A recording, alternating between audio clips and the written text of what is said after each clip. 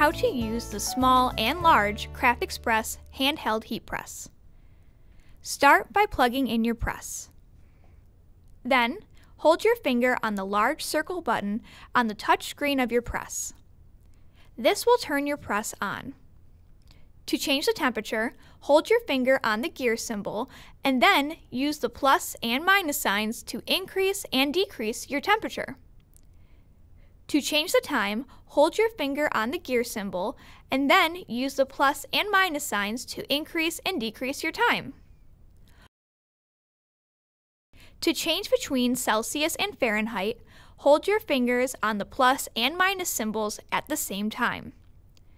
Once you are ready to press, take your press out of its holder, place it on your item, and then click the big button on the top of the press.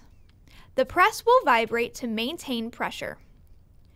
Remove your press, place it in its holder, and quickly remove your paper to reveal your finished product.